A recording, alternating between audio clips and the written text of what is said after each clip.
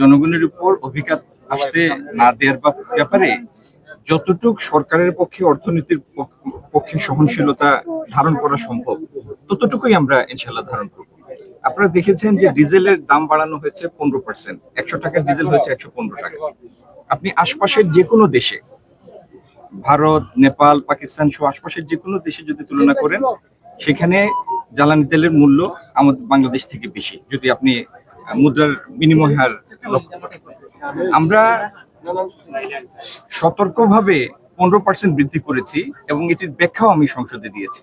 এই 15% বৃদ্ধির কারণে একটি বাস যদি 200 কিলোমিটার বা একটা ট্রাক 200 কিলোমিটার পণ্য পরিবহন করে যায়, কেজি প্রতি তার অভিঘাত 30 পয়সার বেশি আসে না কেজি প্রতি। তো সেই জন্য বাস্তবে এইটুক বৃদ্ধি সত্যিকার মূল্যস্ফীতিতে কোনো উপাদান যোগ করবে না। যেহেতু সেটি হচ্ছে বন্ডেড ওয়্যারহাউস।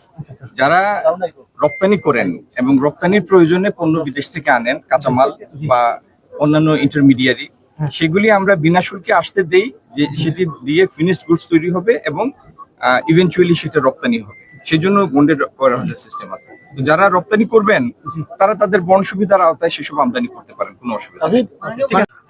আমরা অনেকগুলি অব্যবস্থাপনা, অরাজকতা উত্তরাধিকার সূত্রে লাভ করেছে। এই জিনিসগুলি আমাদের এখন ডিল করতে হচ্ছে, মোকাবেলা করতে হচ্ছে।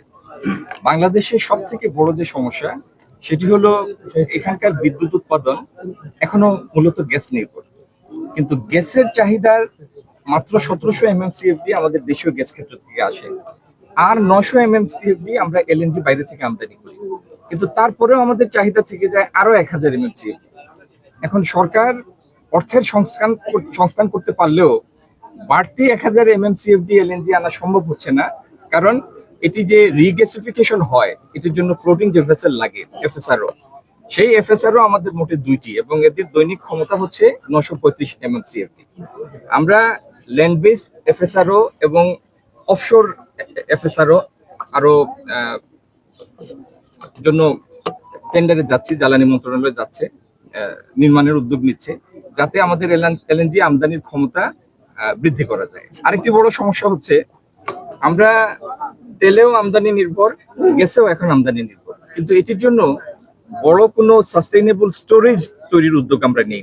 এই সরকার এই অব্যবস্থাপনা, এই অরাজকতা বা বিভিন্ন বৈশ্বিক পরিস্থিতির কারণে যে সারা দেশ জিম্মি হয়ে পড়ে, এই জিম্মি দশা থেকে দেশকে মুক্ত করার জন্য জ্বালানি মন্ত্রণালয় অগ্রাধিকার ভিত্তিতে ইনশাল্লাহ স্টোরেজ ফ্যাসিলিটি নির্মাণের উদ্যোগ নেবে। ইনশাল্লাহ একটা সময় যখন এই স্টোরেজ ফ্যাসিলিটিগুলি তৈরি হয়ে যাবে, হঠাৎ কোনো বৈশ্বিক ঘটনার কারণেও এরকম আমরা এই মানে চাপের মধ্যে পড়বো না। অন্তত মাস 2 মাস সেই বৈশ্বিক পরিস্থিতিটি মোকাবেলা করার মতো টুলস তখন আমাদের হাতে থাকবে।